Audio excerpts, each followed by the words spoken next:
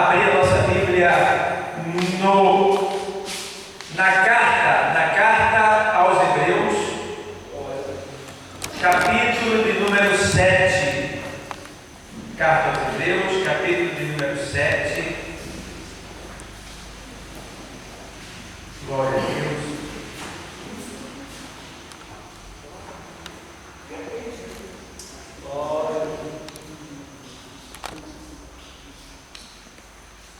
Glória a Deus.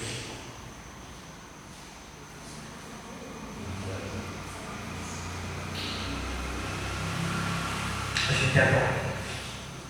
Jesus é o Redentor que veio nos salvar do mundo de horror. Onda deste mar, ao caro Redentor, fiel a mim serei. Somente servirei, avante eu vou, para entrar no céu na unção. Tenho gozo muito profundo, Jesus do coração, não olhando para o mundo, avante eu vou. Amém? O texto sagrado, ele diz exatamente assim, 7:26. Porque nos convinha tal sumo sacerdote, santo, inocente, imaculado, separado dos pecadores e feito mais sublime do que os céus. Meu Deus do céu. Vamos repetir esse texto? Porque nos convinha tal sumo sacerdote, santo, inocente, imaculado, separado dos pecadores e feito mais sublime do que os céus. Podem sentar. Glória a Deus.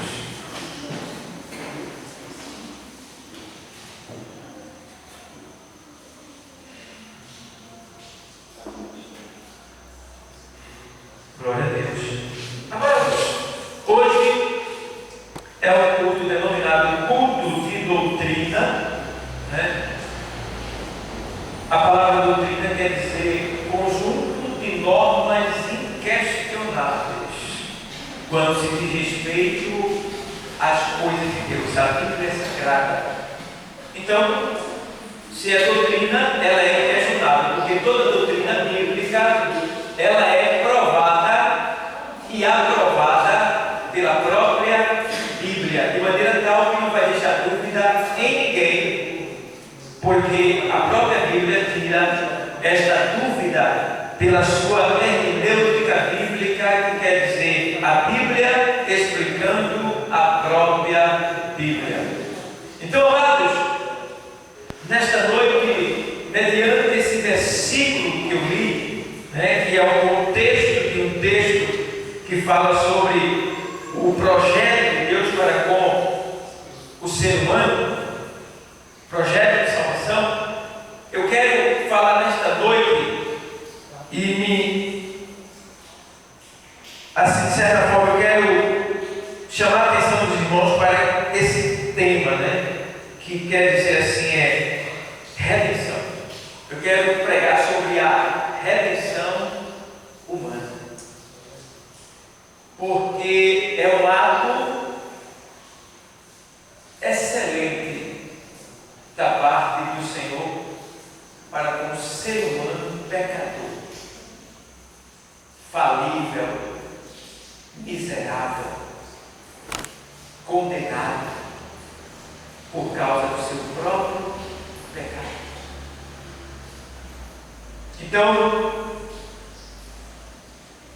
o ato da redenção, a palavra redenção, ela quer dizer, é um ato pelo qual Deus, através do seu Filho Jesus, ou seja, seja, através da morte do seu Filho Jesus, Ele compra-nos novamente. Ele paga a nossa dívida, tá? Ele nos resgata novamente para Ele. Ou seja, a redenção é o ato pelo qual Deus, através do seu Filho Jesus, Ele justifica o pecador condenado, destinado ao inferno. Deus, na sua infinita soberania, já havia previsto tudo o que iria acontecer, e dentro do que iria acontecer, Ele já preparou um plano para trazer de volta o homem caído. E o ato da redenção significa comprar novamente, recomprar, recuperar através de pagamento de um resgate. Então também significa salvar de um problema ou do pecado.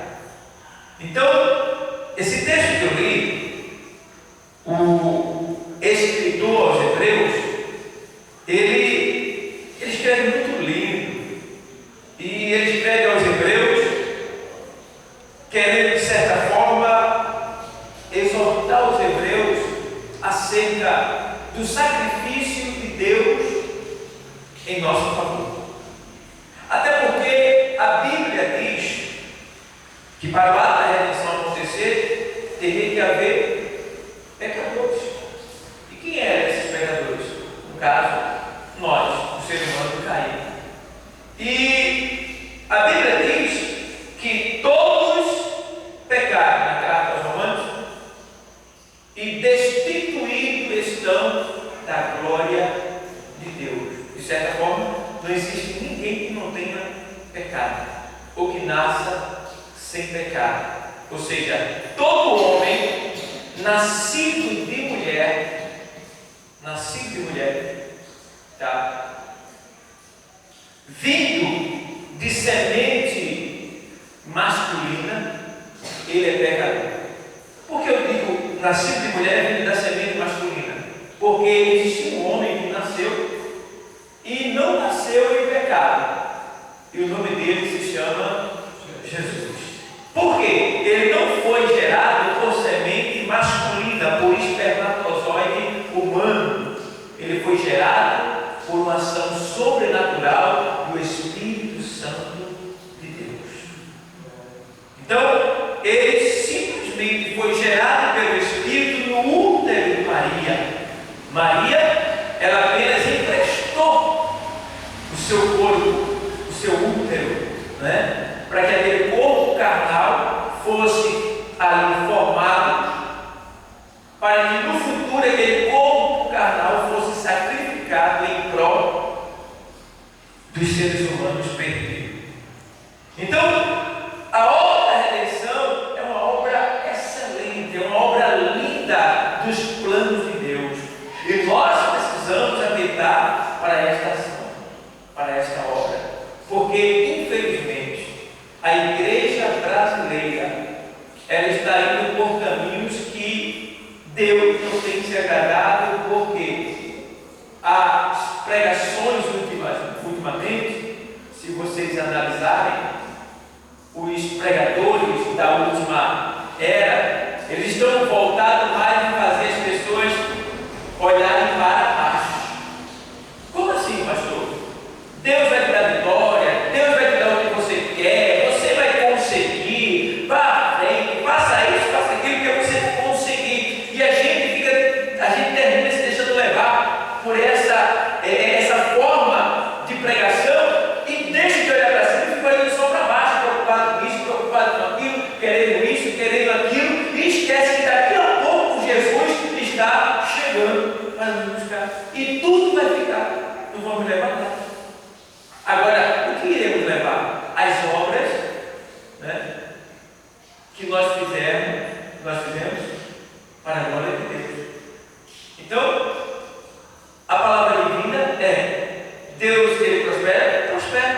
Deus nos dá vitória, nos dá, mas esse não é o foco da Bíblia.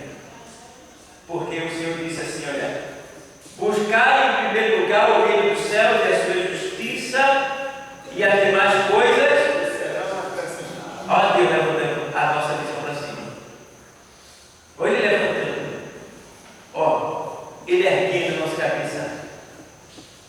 Buscar em primeiro lugar o reino de Deus e a sua justiça. Aí Ele está dizendo, ó, primeiro em cima. Se tu buscar primeiro em cima, não te preocupa com a parte de baixo, porque eu vou suprir tudo que for necessário. Só esse versículo aí, ó, dá uma quebra, né, desses tipos de pregação que está acontecendo. Porque, irmão, eu fico preocupado. O que eu vejo tanto que me preocupado em receber a sua bênção, a sua bênção, a sua bênção. Enquanto muitos que não estão da palavra, não têm conhecimento da palavra, não recebem, até porque muitas vezes aquela palavra não era para ele, tá? Ou ele não teve, assim, condição de alcançar aquilo que ele tanto desejava. Às vezes fica na fé, desiste, vai embora para o mundo. Isso tem matado muita gente, porque tem dado esperança falsa a muitas pessoas, quando a gente já sabe que quando a gente aceitou Jesus, a gente recebeu um pacote completo de todas as bênçãos que existem no céu para a nosso favor. Então, você não precisa preocupar-se com nada. No que diz respeito às bênçãos, se você ler Deuteronômio 28, lá fala sobre as bênçãos e sobre a maldição. Lá deixa bem claro que se você obedecer a palavra de Deus, você não vai se preocupar em ir atrás da bênção. Deus vai mandar a bênção vir atrás de você.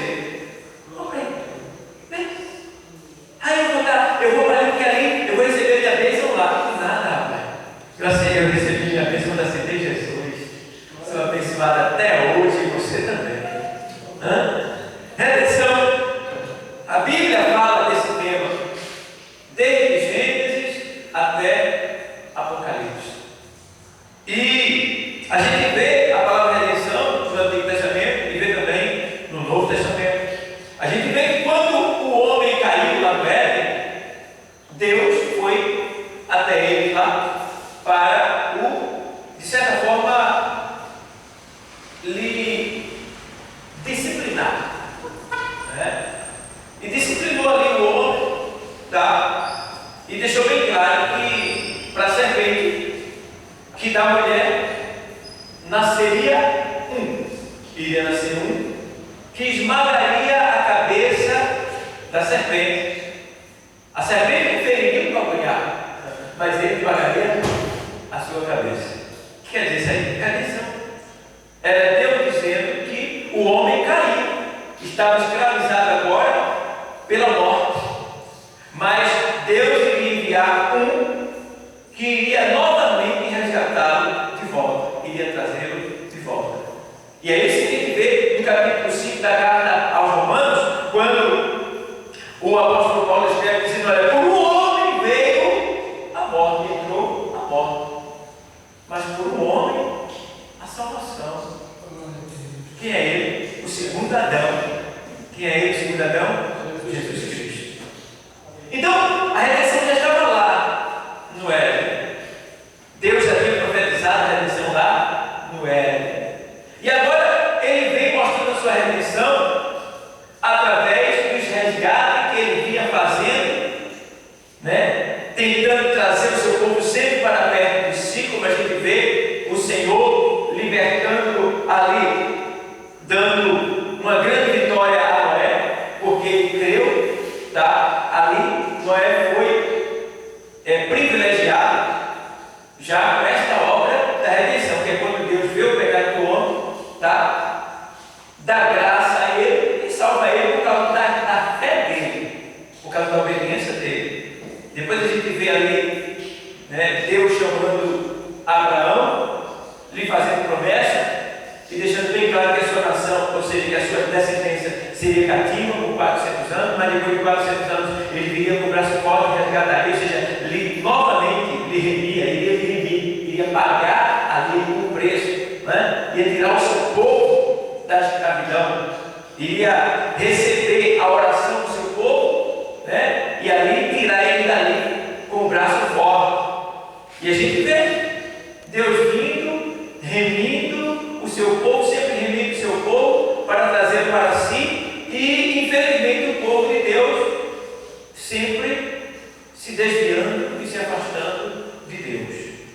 Mas a gente vê que Deus nunca abandonou seus filhos, nunca abandonou sua nação, nunca abandonou o povo na face da terra, tá? E a gente vê que no livro do nosso irmão Jó, tem um texto lá que é quando ele fala assim, 19:25 de Jó, ele diz, olha, ele estava no fundo do poço, estava com a sua carne podre, né? Estava ali aflito, angustiado, aguardando uma grande vitória. E em meio a tantas conversas, a tantas acusações, a tantas palavras, ele chegou ao ponto de dizer, vê bem, no Antigo Testamento, esse homem que foi um dos primeiros homens, depois de Moisés, a falar sobre a redenção, porque o livro de Jó é o primeiro livro a ser escrito na Bíblia. Jó foi escrito primeiro do que Gênesis, e é o livro mais antigo da Bíblia. E a gente vê que Jó, naquele tempo, Moisés escreve dizendo que Jó, ele disse, eu sei que o meu Redentor vive. Meu Deus do céu. Veja como o Espírito Santo ele é perfeito. E colocou essa palavra na boca de Jó para a gente ver que a redenção é um projeto lindo da parte de Deus para cada um de nós.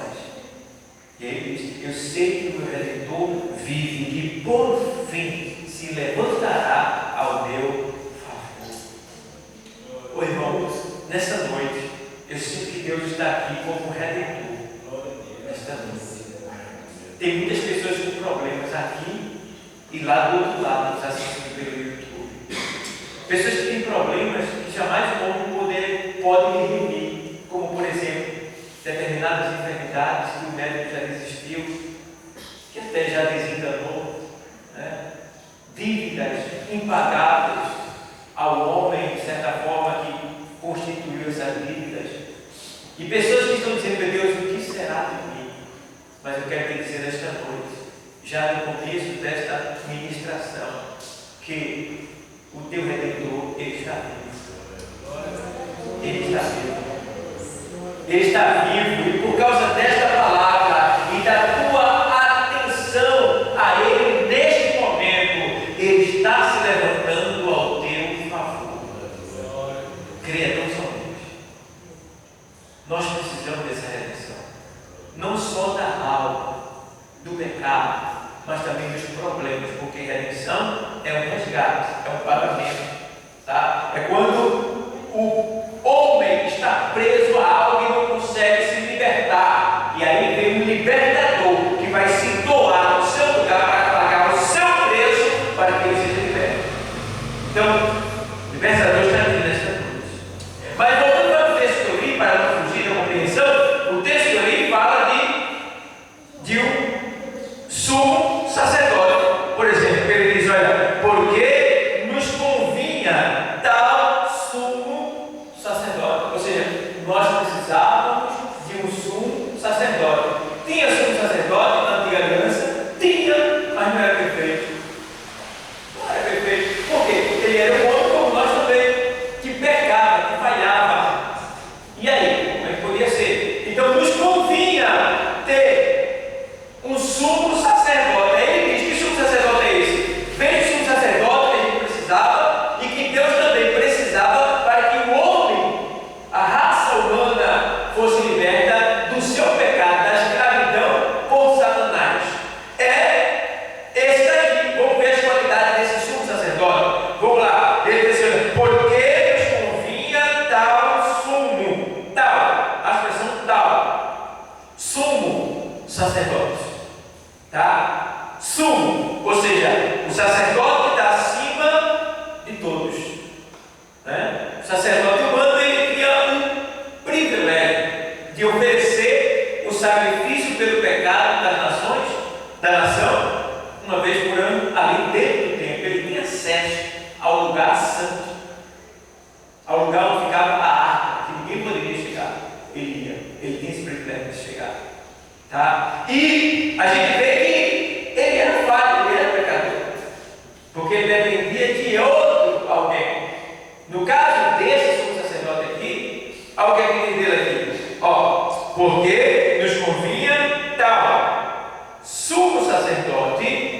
Caifás, santo, uma das qualidades dele.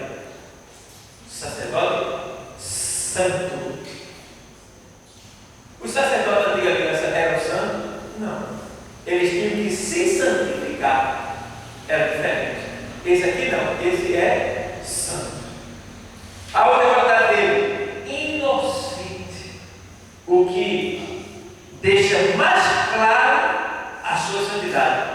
Ou seja, inocente quer dizer, não pensa no pecado, não deseja pecar por voluntariedade, por prazer, inocente. Santo, que quer dizer separado do pecado, e inocente, ou seja, que não deseja mal, que não tem intenção nenhuma má, maligna, perversa ou contrária à vontade de Deus.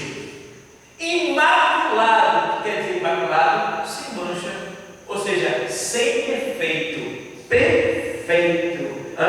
Veja aquele sacerdote, sem mancha, ou seja, ninguém poderia lhe acusar de nada, até poderia acusar, mas não teria como provar, porque ele não tinha mancha, era um sacerdote perfeito. Aí veio o sumo sacerdote Anás, Caifás, aquelas duas pragas, porque Caifás sabia que Cristo era o Messias e consentiu, junto com Anás, o primeiro sumo sacerdote antes de Caifás, consentiu com Anás em matar Jesus, o Messias, sabendo que ele era. E aí? Imagina, o ser humano vê Deus em forma humana e matar Deus sabendo que é Deus. Foi assim. Tem situação? Que ruindade, que perversidade. Isso tudo está e posição. A gente não pode deixar esse outro no nosso lugar. Ele vai tomar, ele vai atrair o povo todo a ele, a gente vai ficar perdendo, ele vai falir financeiramente. Vamos matar ele. É melhor que morra um homem pela nação do que toda a nação. Eita! E aí foram matar Jesus, o Messias, sabendo ele. Tá? Então a gente vê que ele era sem mácula, santo, inocente, imaculado. Ou seja, já está dizendo, depois de dizer sem mácula, mas é imaculado, ou seja, jamais, desde que ele nasceu, ele teve ou teria qualquer tipo de pecado para que alguém pudesse lhe acusar. Meu Deus do céu, que coisa linda. E diz mais aqui assim, aí diz mais aqui assim, separado dos pecadores. Separado dos pecadores. Quando ele diz separado dos pecadores, ele se ensina santo que é separado do pecado. Mas ele vai separado dos pecadores, porque quer dizer que ele era um homem com aparência de pecado, porque ele era homem, todo homem é pecador, ele era homem também, mas sem pecado, mas que aparece sem pecado, porque era homem. Mas ele era separado dos pecadores. Por que separado? Porque ele era o Cordeiro de Deus que iria tirar o pecado. Meu Deus do céu. Aleluia. E aí ele faz assim, separado os pecadores e feito mais sublime do que os céus. No plural, meu Deus do céu. Aleluia. Ele, Jesus, ele foi feito mais sublime. O que é sublime? Sublimidade é delicadeza, meiguice, amor, calma. É algo que o homem, ele vendo, ele é completamente transformado no seu ser interior de respeito à paz, ao amor, à eternidade com Cristo, feito mais sublime do que os céus. Jesus é mais sublime do que os céus. Toda bondade, toda fonte de bondade, de amor está em Jesus Cristo. Porque ele é mais sublime do que os céus. O céu deriva dele. Meu Deus do céu, que coisa linda. Então, entende bem? Mais sublime, feito mais sublime do que os céus. Tem muito céu, meu irmão. Os judeus acreditam que existem 7 céus. E acima dos 7 céus existe o céu dos céus. Meu Deus Imagina. Paulo foi até o terceiro. Ele foi até o terceiro. Qual é o terceiro céu? Primeiro é esse, a atmosfera, que a gente vê, as nuvens. Segundo, é o cosmos, onde está os satélites, o Sol, a Terra. E o terceiro é justamente esse céu que Paulo visitou, sendo levado em espírito. E lá ele disse para nós que ele viu coisas inefáveis. E eu acredito que ele viu. Por quê? Ele deu a vida dele por isso. Ele deu a vida dele por isto.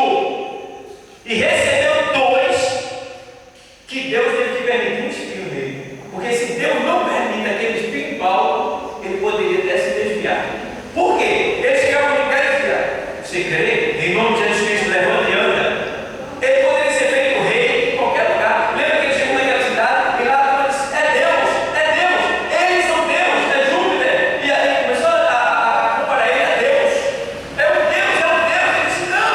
E para provar que ele era Deus, ele teve que tirar a roupa. Eu não sou Deus, não, amigo. Todo mundo. Para o pessoal ver que ele não era Deus. Porque o homem não chegava, ele poderia governar, tomar conta daquela cidade, se tornar rei. Porque o homem recebeu muito da parte de Deus.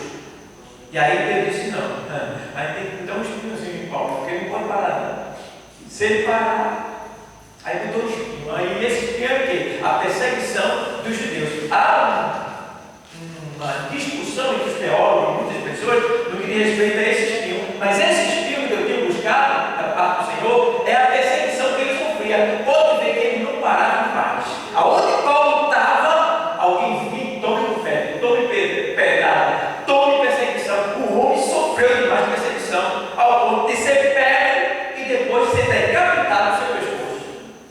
Então, esse espinho, aí ele disse: Deus, tira de mim esse mensageiro. O que é mensageiro? Alguém que é enviado, tá? Para mim, esse bofeteado não me dá perseguição. Ele discute, mas eu entendo, na minha forma de ver, que aquilo, esse espinho era a perseguição que ele sofria. E tem coisa pior do que perseguição?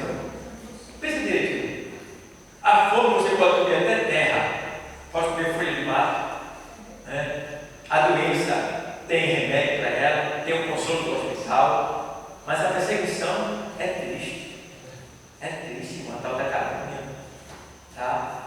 Ela faz com que as pessoas olhem para você com desprezo, tem um ódio de você, porque estão falando coisas de você que você não é. É terrível, tá? Então, isso é muito ruim, a perseguição, e é isso que aconteceu com Paulo. Então, amados, a gente vê que ele foi e viu lá no céu e deu a sua vida por isso. Então, amados, ele é mais sublime do que os céus. Ou seja, Jesus é mais sublime, foi feito mais sublime do que o céu. Não, uma pessoa pregada com todas as dores que existem na face da terra. Todas as dores que existem na face da terra estavam no corpo de Jesus Cristo naquele momento. Ele não podia nem respirar, estava respirando, mas até respirar doía para ele. Por quê? Quando ele respirava, todos os seus nervos se moviam.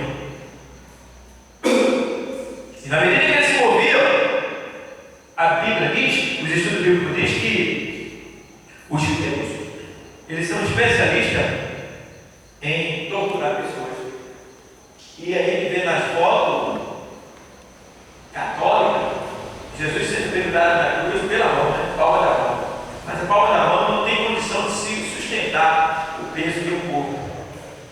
Ela se dilacerava, se ficava. Então não era na palma da mão, era no pulso.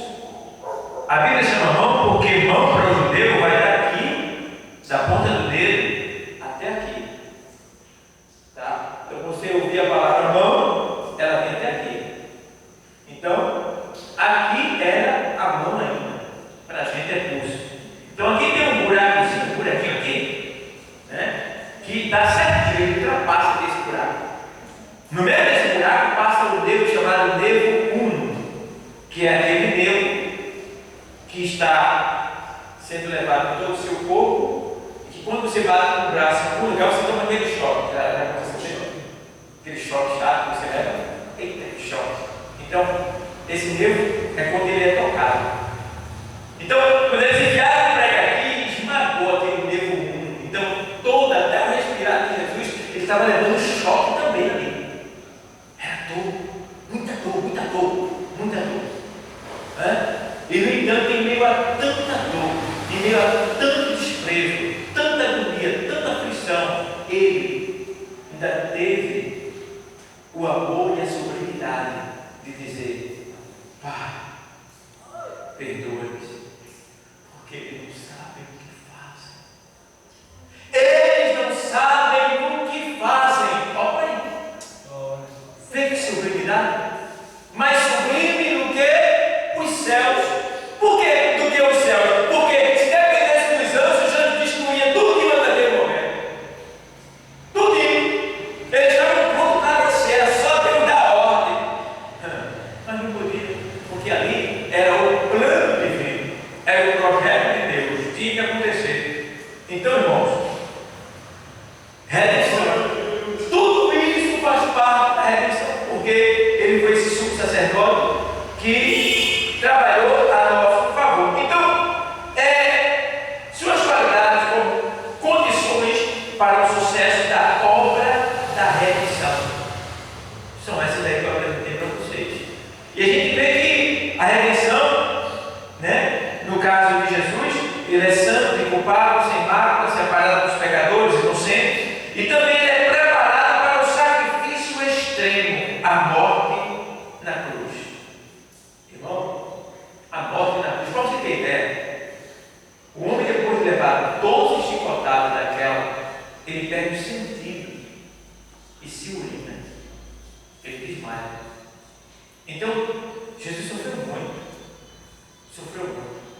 porque a lei de Deus, né, lá junto com os romanos, era de 40 chicotadas, aí ele dava 39, que é para ter o direito de bater mais 39 se fosse necessário depois. Ele nunca dava os 40, ele dava 39, era 40 menos 1. Então, para o homem sofrer, né? E aí eu fico vendo que Jesus foi completamente preparado. Mas como ele se preparou? Ele nos ensinou. Como? Por exemplo, uma das primeiras coisas que ele fez no começo do seu ministério foi o quê? Jejuar. Ele foi levado, claro, se batizou, né? Recebeu o Espírito Santo de Deus, cumprindo a justiça de Deus, dizendo que a gente tem que ser organizado, né? De acordo com a lei, e depois foi levado ao deserto para ali subjugar a sua carne.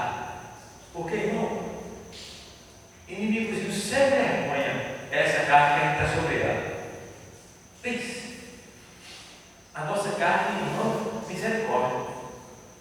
Essa carne tem um peso tão grande na nossa vida, a gente só vai saber o peso que ela é quando a gente for arrebatado. Como a gente vai ficar leve no arrebatamento? Porque o nosso corpo, ele não vai ter diferença desse. Estruturalmente não. Ele vai ser rejuvenescido, transformado. Mas a estrutura vai ser a mesma. A gente vai ter osso e vai ter carne, só não vai ter sangue. Vai ter osso e vai ter carne, só não vai ter sangue. É por isso que no cemitério o bicho pode pegar osso de crente. Vim lá com ele, que foi no cemitério pela madrugada, que eles vão, né? Arrombar os sepulcros para tirar cadáver fresco ali, assim enterrado. E outras vezes eles vão para pegar ossos, muitas vezes para botar o osso da caveira no pezinho para simbolizar o espírito de Exu caveira. Em todo o Egito tem essa caveira humana. E quando ele vai pegar o osso lá, ele tem uma entidade que vai com ele. E quando ele vai pegar, ele é guiado por aquela entidade. Então, se aquele osso for de crente, a entidade diz: isso aí não. E ele olha. Por quê? Porque isso é do homem lá de cima. É do homem lá de cima. Vê o osso do crente. Vê o osso. Então, até os nossos ossos é preservado. Porque no dia do arrebatamento, eles vão ser rejeitados totalmente. naquele vale do osso seco de Ezequiel, que mediante uma profecia se cumprindo, eles se juntaram e se levantaram e se tornaram um grande exército. Assim vai ser também naquele dia. A trombeta vai soar e os ossos vão se juntar e os mortos vão se levantar e ressuscitar. E a gente vai voar para a glória de Deus. Então, igreja, é importante a gente atentar para esse sacrifício de Cristo, que foi o meu e o teu favor. É por isso que a gente está tomando a Santa Ceia, a gente tem que viajar na dimensão espiritual e ir lá para o Calvário, para sentir a dor do nosso Mestre. Sentir a dor do nosso Mestre. E entender que aquele sacrifício não era dele, não era para ele, era para nós. Aquele sacrifício era para mim, para você estar ali. Mas ele foi lá e tomou o seu lugar. Jesus fez isso, ó. Já veio o carro vai passar por cima de você e vai esmagar você. Jesus veio, empurrou a mim, a você, tirou da estrada e se colocou dentro do teu lugar. E foi esmagado. Ele foi moído por mim e por você. Então, igreja, a gente precisa levar em conta esse sofrimento, irmão. Porque, irmão, por meio do que o que Jesus sofreu, a gente fica muitas vezes acamado. Deixa eu vir para a igreja. Eu vi um irmão disse assim: irmão, eu não vou para a igreja não, porque eu estou com dor de dente.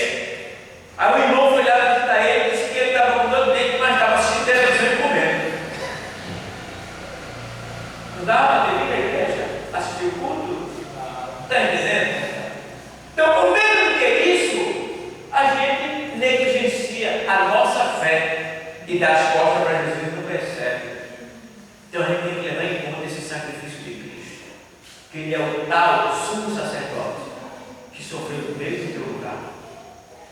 Tá? Por quê? Pense direitinho. Um dia você levou uma pancada na canela, que é osso, né?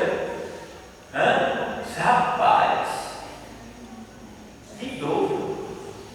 Um dia desse eu dei uma chapada, eu estava 10 anos atrás, eu dei uma chapada na parede do banheiro, estava tomando banho, não sei o que foi aqui, de repente eu pensei para sair, vai ser alguém na porta, eu não lembro bem, eu pensei para sair e vi assim, ó, mas eu tirei um raio-x.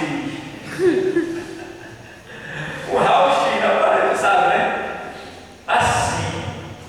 Eu acho que até digital na parede da face. E eu disse, rapaz. E eu comecei a entender o sacrifício de Cristo, né? Há 2 semanas atrás, essa unha aqui foi arrancada pela máquina do Eco. Arrancou, ela está perdida, ela vai cair logo. Mas foi uma dor.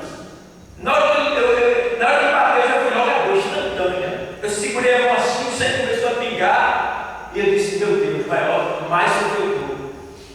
O dedo começou a tremer, tanta dor assim. Aí eu viajei, tanta dor. Eu fui lá no céu. Aí eu vi lá, Abraão, Isaac, Jacó, tanta dor. E depois eu voltei para cá. Mas foi dor. Foi brincadeira, não. E foi uma semana, foi um dia que eu vi o gato doente lá no canto, de tanta dor. Aí veio o dedinho.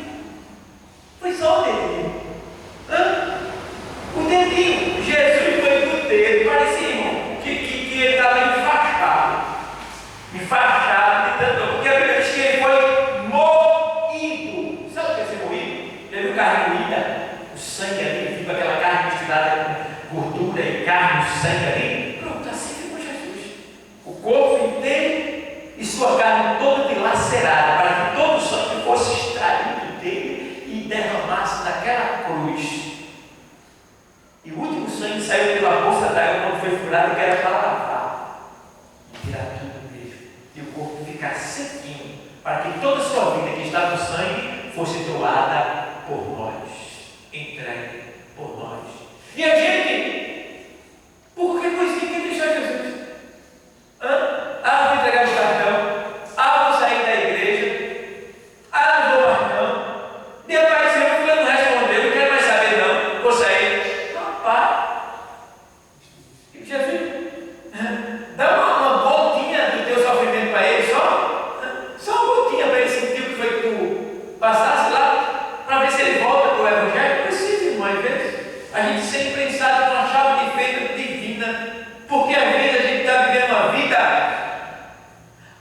igreja dissoluta, sem temor a Deus, tá? Pessoas que não respeitam mais o pastor, não respeitam mais o dirigente, a dirigente, né? do seu órgão, né? Pessoas que não obedecem mais o chamado do Espírito Santo, quando dizem: vem ensaiar, vem com culto de doutrina, vem evangelizar, vem para a gente fazer visita aos enfermos que estão afastados. As pessoas vão, mas parece que não estão ouvindo nada. Não está entrando aqui e saindo daqui, nem pense que está entrando e o coração agora ele é de dura serviço, não atende a palavra.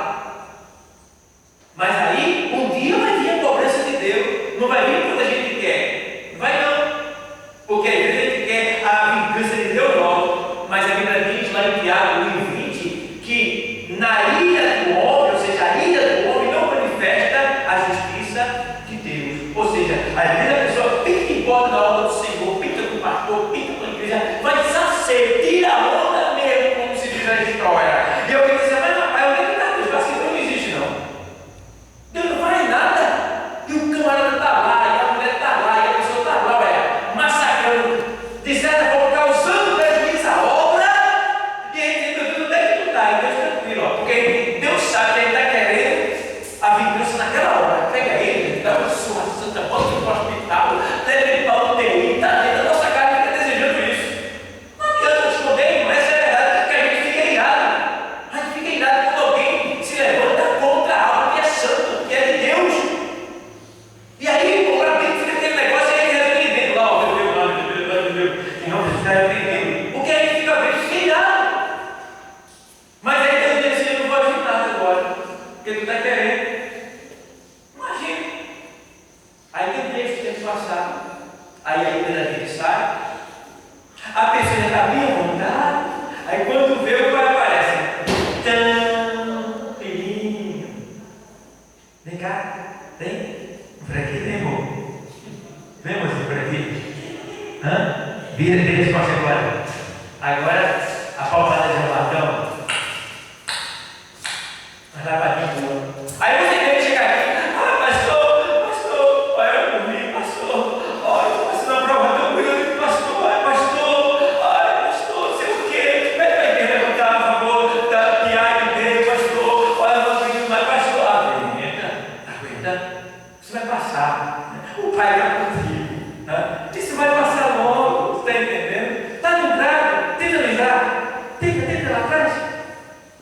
Agora é a disciplina do pai, é bom, não é bom, porque antes de subir tem que ser purificado na terra, porque lá em cima não se paga nada não, lá em cima é para receber. Então, amados, a obra da redenção requer de nós uma atenção maior, pelo sacrifício de Cristo feito em nosso favor, para que a gente venha entender enquanto isso as pessoas deixam o sacrifício de Cristo aqui e ficam olhando só para emprego, cura, casa própria, televisão, DVD. Ai, Senhor, me dá isso, ai, Senhor, me dá aquilo, ai, Senhor, me dá aquilo, me dá isso. E eu estava dizendo: tem muitos que estão na igreja, mas estão de olho no poço de Jeová, no poço dele, e não em Jeová. Está olhando para o poço de Deus e não para Deus. Está querendo que Deus tenha um poço e não Deus. E eu tenho lidado com muitos deles, muitos. Pessoas que, eu me lembro uma vez a gente fez uma campanha para que Deus levantasse pessoas para ajudar na obra do dízimo, porque ia fechar lá para virar, porque ele não estava dando dinheiro suficiente. O pastor do Rio disse: olha, se não conseguir pelo menos a metade do aluguel, vai ter que ir para um outro lugar menor, que seja mais barato. E a gente queria ficar ali. Eu disse: vamos colocar a igreja em oração. Entramos em jejum, entramos em consagração, começamos a orar. Com 6 meses a gente conseguiu, não foi a metade do aluguel, conseguiu mais de o aluguel completo para pagar. E as pessoas que estão na consagração, até senhor de idade, ancião de 65 anos, arrumou emprego de carteira assinada e está trabalhando até hoje. Agora, ele disse assim: se Deus me pegar, eu vou ajudar a obra com dízimo. Depois que foi empregado, se mudou de lá, se desviou e nem se lembra mais. Ou seja, estava de olho no bolso de Deus, querendo dinheiro de Deus e nada de Deus. Assim tem muitos que, quando receber a bênção, valeu, Jesus, valeu, dá as costas para ele. E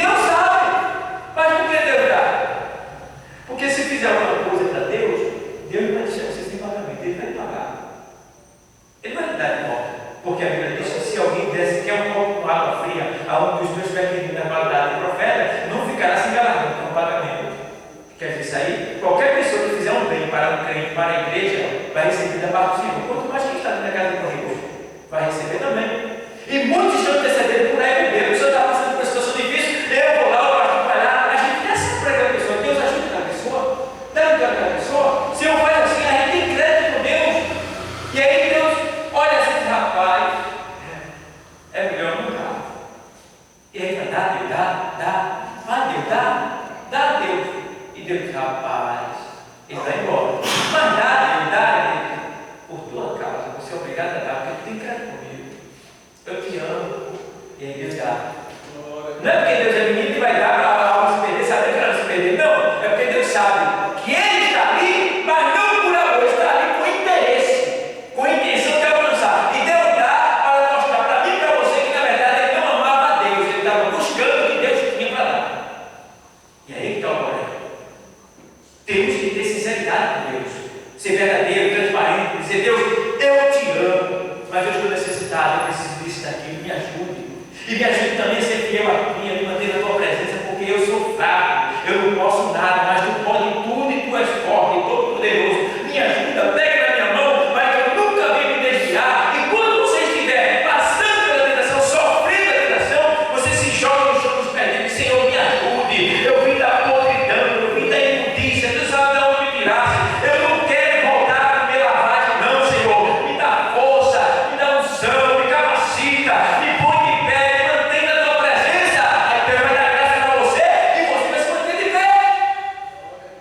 Por quê? Ele está reconhecendo que você é fraco, mas está se humilhando a Ele. Está querendo permanecer de pé. É aquilo que o apóstolo Paulo diz: olha, eu já orei a Deus para que 3 vezes tirasse esse espinho da minha carne. E o Senhor disse: a minha graça te basta. O que quer dizer isso aí? Quer dizer que Paulo estava querendo ficar livre do problema. E o Senhor disse: não, a minha graça te basta. A minha graça te basta. Aí o Senhor disse: por que a graça te basta? Porque a mim, o meu poder, o Senhor disse: porque o meu poder se aperfeiçoa na fraqueza de boa vontade. O que é fraqueza de boa vontade? É aquela fraqueza. Você está sem vontade de ler a Bíblia, mas você diz: eu vou ler. Está sem vontade de orar, você diz: eu vou orar. Está sem vontade de vir à igreja, mas eu vou assim mesmo. Está sem vontade de jejuar, mas jejua. Está sem vontade de vir evangelizar, mas vem evangelizar, fazer visita. Fraqueza de boa vontade. Está sem vontade, mas vem pedir graças a Deus. Deus vai dar graça. Fraqueza de má vontade. Estou sem vontade de ler, mas sempre vem na televisão para assistir. Estou sem vontade de ir à igreja, mas se junta com o meu filho e fica falando da vida alheia, da vida de árvore, de peixe. Fraqueza de má vontade. E aí? Então, o meu poder, diz o Senhor, se aperfeiçoa na fraqueza de boa vontade. Irmão, tudo isso é envolvido na redenção, para que a gente seja liberto completamente e assim possa ser levado no dia do arrebatamento, que é o dia da redenção completa. Porque existe 2 tipos de redenção: a redenção que é parcial, né? Que não é definitiva, tá? E a redenção definitiva. A redenção parcial, eu posso dizer que é a redenção do nosso corpo carnal, da nossa escravidão carnal. Por exemplo, a gente diz: eu sou salvo. Aí o mundo questiona: se é salvo, vocês estão aqui na terra comendo feijão com arroz, que história de salvo é essa? Salvo. Eu sou salvo, você é salvo, nós somos salvos da escravidão do pecado. Por quê? Antes nós éramos escravos de Satanás, vivíamos fazendo a mesma coisa o dia todo. Mas quando Jesus chegou na nossa vida, Ele nos rendeu. Nós fomos rendidos, Ele nos rendiu. Está entendendo? É parcial isso aí. Por que é parcial? Fomos rendidos, libertos da escravidão? Fomos! Mas podemos cair nela a qualquer momento, se a gente não vigiar. Se a gente não estiver vigilando e atento, podemos cair. Então é parcial, mas pode ser definitiva. Como? Se eu perseverar até a morte, ou até o arrebatamento, que é como diz lá na carta aos Efésios, vê lá. 4.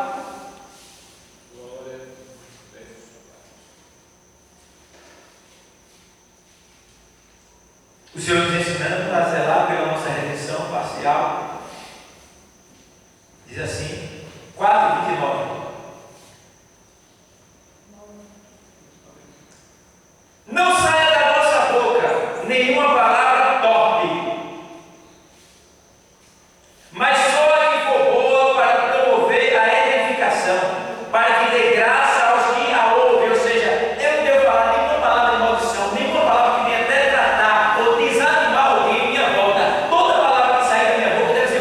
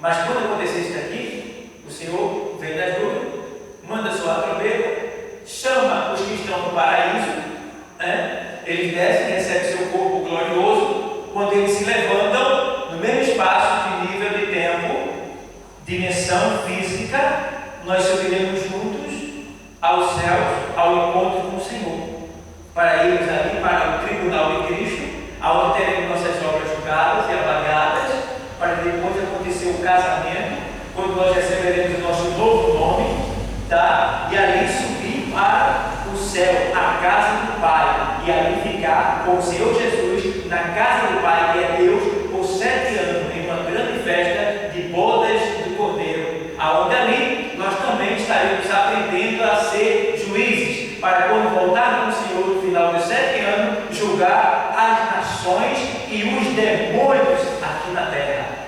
e fazer parte do milênio, que é o reinado de 1000 anos, governado por Cristo e os seus inimigos, que somos nós, que vamos ser arrebatados e voltaremos com Ele, governaremos a terra. É por isso que eu digo, irmão, trabalho, sério, porque no reinado de Cristo tu vai ser patenteado.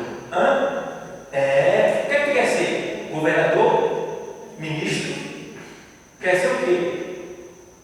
E aí? Representante? Embaixador? Vai ter tudo isso no governo de Cristo. Vai ter aqueles que vão governar a cidade, vai ter aqueles que vão governar pessoas, vão ter os sacerdotes, pessoas que vão ministrar, ou seja, trazer os sacros que vão sacrificar a Cristo lá em Jerusalém, vão guiar, tá? Tem aqueles que andarão com Cristo lado a lado. E aí, tu quer ser o quê? Quer estar como? Então tem que trabalhar, porque tem crente preguiçoso na igreja. Pensa que tem crente preguiçoso para vir à igreja dar trabalho, só vem no domingo. Eu estava pregando lá em Itapissuma ontem, eu estava falando sobre aquela passagem de Pedro, e Pedro diz assim: desejar impetuosamente o leite racional, não falsificado, para comer ele vai crescendo. 1 Pedro 2,2. Aí o leite, esse leite que Pedro se refere, é o leite da palavra, que é a palavra. Nós devemos desejar afetuosamente, como uma criança deseja mamar. Você vê que chega a hora e o menino vai, a mãe já sabe, vamos lá. Então, desejar afetuosamente o leite racional. Qual é o leite racional?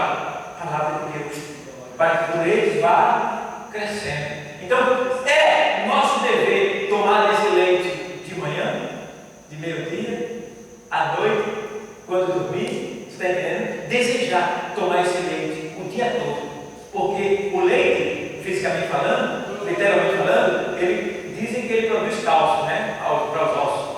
Do mesmo jeito a palavra, ela produz um cálcio espiritual para nós nos tornarmos e nos permanecer de pé. Não ficar, crente que não lê a palavra, não vem aqui para escutar doutrina, ele fica capengando. Aqui a gente fica, querendo se desviar, querendo sair, mas quando ele toma o leite da palavra, irmão, ele fica aquele crente de pé, firme. Nada impacta ele, nada pode impactar ele. Por quê? Ele tem um cálcio espiritual que ele toma no leite da palavra. E aí vem isso, vem aqui, mas ele está lá. Vai fulano não cai não, fulano não se desvia não, fulano é de ferro, não, é porque ele toma o leitinho todo dia, o leitinho da palavra. Aí se mantém de pé. Aí tem um cara do seu lado, derruba a sua direita, mas ele não é atingido. Por quê? Está na palavra. O segredo está na palavra, igreja. Palavra. Então, isso tudo faz parte da redenção, porque Jesus é a nossa redenção, Jesus é a palavra. Aí ele diz assim: não entristeçais o Espírito Santo de Deus, no qual está selado para o dia da redenção. Aí ele dá a receita. Antes, 32, sedes uns para com os outros benignos, bondade não miserável, misericordioso, compadecendo da tristeza dos outros, sentindo o seu íntimo, misericordiosos, perdoando-vos uns aos outros, como também Deus vos perdoou em Cristo. Então, devemos perdoar. Que tem crente na igreja que não perdoa, que está com ódio no coração, desejo de vingança, irmão? Coitado, está na igreja, mas vai ficar.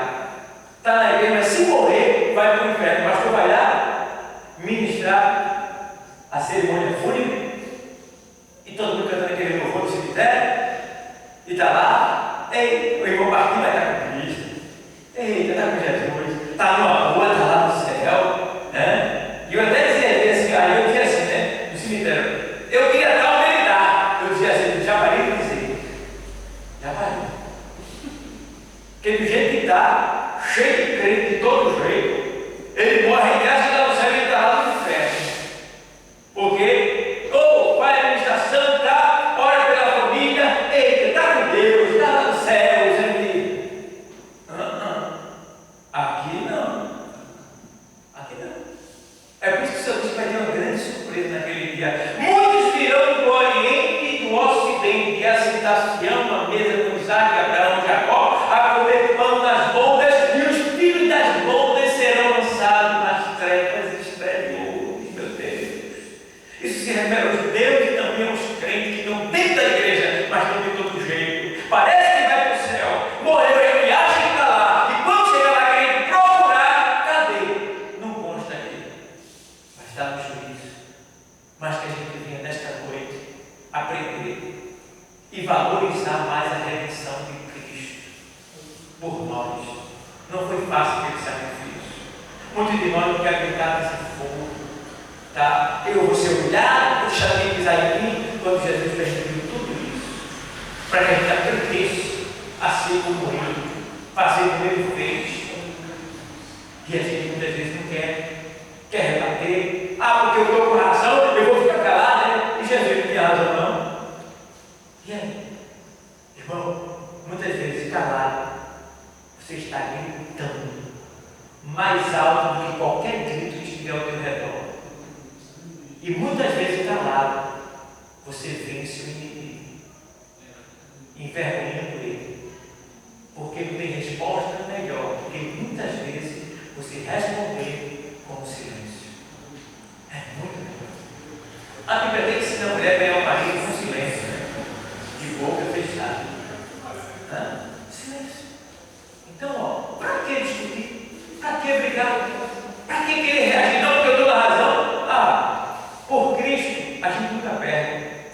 Ainda que para algum parece que a gente perdeu, a gente está ganhando. Mesmo perdendo, a gente está ganhando. Porque a Bíblia diz, na carta aos Romanos 8:28, que todas as coisas contribuem para o bem daqueles que amam o Senhor.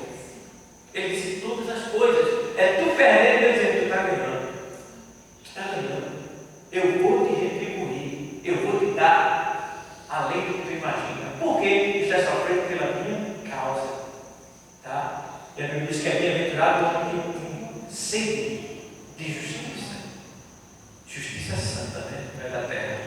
Então, amados, pensa direitinho. Porque a Bíblia diz, na primeira carta de Timóteo 2:6, falando sobre a redenção ainda, ele diz aqui assim, o qual se deu a si mesmo em preço de redenção por todos, para servir de testemunho a seu tempo. Ele se deu como preço de redenção, para servir de testemunho ao seu tempo. Vamos ver a vitória de Cristo na carta aos Colossenses 2. Vê que coisa linda. Vê que coisa linda para a gente terminar essa redenção aqui. Aos Colossenses, capítulo 2. Vê que coisa linda. Agora, você vai ver algo que ninguém vê quando lê a Bíblia, só você que é crente. Você vai ver agora. Só você é que vai ver. Porque a gente vai viajar agora para a dimensão do Calvário agora, nesse texto aqui. Vê o que diz aqui, vê só. Capítulo 2 da carta aos Colossenses, versículo 13, versículo 14, perdão, e o 15. Todos acharam? Diz assim o texto: havendo riscado a cédula que era contra nós nas suas ordenâncias, aqui está falando do sacrifício de Cristo. Cédula se refere à cédula do pagamento, dinheiro. Ou seja, Jesus veio e riscou a cédula, ou seja, anulou a cédula. Que cédula é essa? que nas suas ordenanças era contra nós? A lei. Porque a lei não salvava, ela aumentava o pecado. A lei era para mostrar o pecado. Está entendendo? A lei, ela veio para revelar o pecado. Porque antes o homem dava um murro no outro e não sentia nada. Deu um murro, acabou. Mas com a lei agora, ele dando um murro no outro, o outro teria que ser pego para o outro também. Ele dá um murro. Aí é que vem na palavra: olho por olho e dente por dente. A lei do Evangelho. Então a lei não salvava, não purificava, ela aumentava a ofensa, porque o outro que apanhou talvez não quisesse nem se vingar, mas por causa da lei, ele tinha que dar também um murro no outro, fazer o mesmo mal. Então a lei veio revelar que o pecado traz uma consequência. Então aqui ele pegou essa cédula, que era a lei, e riscou ela. Aí vem ele aqui, ó. Havendo riscado a cédula que era contra nós nas suas ordenanças, a qual de alguma maneira nos era o quê? Contrária, ou seja, que ia contra a vontade do homem, de certa forma. E atirou no meio de nós, cravando-a na cruz. Cravando na cruz a cédula. Ou seja, ele cumpriu toda a lei. E toda a lei foi cumprida a lei quando ele estava na cruz, os últimos momentos dele, ali. E aí agora ele vem assim: agora vamos lá, a gente viaja para o Calvário agora em espírito e vamos ver o que está acontecendo lá. Jesus está pregado, crucificado, muita luz, muitos passando dizendo: pô, bom, quem sabe que era Deus, por isso que era filho de Deus. Está aí, aparentemente um homem fisicamente machucado, torturado, ruído, rasgado, sangrando. Um homem, coitado dele, meneava a cabeça, estava lá, aquele homem. Mas o que o povo não entende é que, pela sua morte, Jesus estava matando a morte. Pela sua morte, ele estava matando a morte. Por quê? Ele estava matando a morte pela sua morte? Porque ele não tinha pecado, então ele estava sendo morto injustamente. E todo mundo que sofre um dano injustamente merece ter uma indenização, um pagamento pelo prejuízo sofrido. Então, naquele momento, ele estava o quê? Naquele momento sendo crucificado e pagando o preço que não era dele, era nosso. Era nosso. E aí ele diz assim: olha, e despojando os principados e potestades, principados e potestades, toda hoste maligna do inferno estava naquele lugar, naquele momento, ali, para assistir aquele sacrifício de Cristo. Com qual propósito? Propósito de vitória? Ainda não, porque muitos pensam que o demônio está lá. Então, crucificamos ele. Aí, os demônios não estavam ferindo naquele momento. Satanás muito menos. Por quê? Porque até então, em meio a todo sofrimento, Jesus ainda não tinha cometido um só pecado. Olha que vitória, a redenção, como ela é perfeita. E o demônio, ó, usando um, usando outro, e aí a obra da redenção estava se cumprindo, chegando no fim, Satanás doidinho. Veja Satanás agoniado.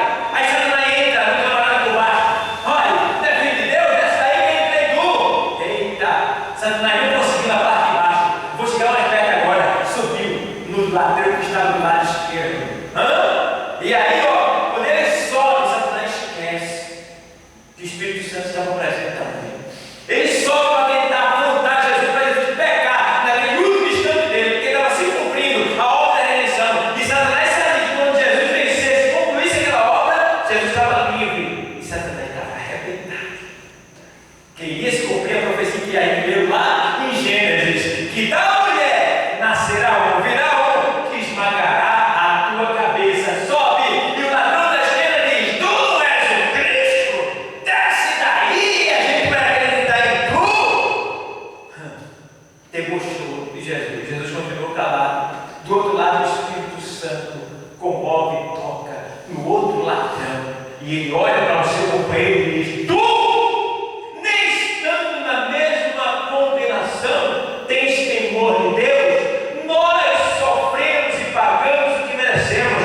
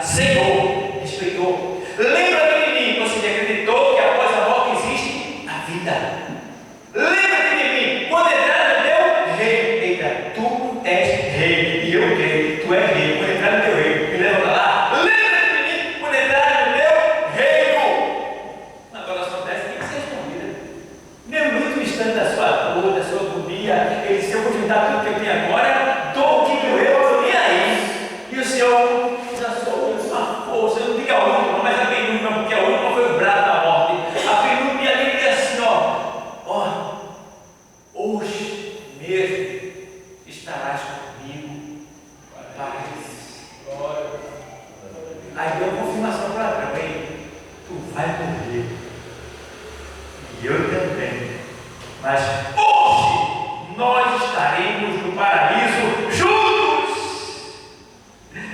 E aí, irmão, depois vem a sucessão de acontecimentos, o Senhor vai e dá o prato de pá, está consumado. Ou seja, eu comecei e terminei a obra que o Senhor me mandou fazer. Em tuas mãos eu entrego o meu espírito. E Satanás, olha, perto da gente quer, mas não tem como se esconder, porque agora o Senhor iria descer até o inferno, não para pregar Satanás, mas para pregar a justificação. Depois subir até o seio de Abraão, para resgatar o seio de Abraão, que é o paraíso, levar para o céu, ressuscitar como primícia da ressurreição, aparecer entre o mundo e o povo e dizer: ei, todo o poder me foi dado no céu e na terra. Pronto, cumpriu-se a obra da redenção. É só agora eu e você fazer a nossa parte, porque a obra da redenção se cumpriu aqui na terra. E daqui a pouco o Senhor Jesus Cristo está voltando para completar em nós agora a obra da redenção, que é o quê? Quando Ele rende o nosso corpo e a gente deixa de pecar e vamos ter o nosso corpo glorioso e viver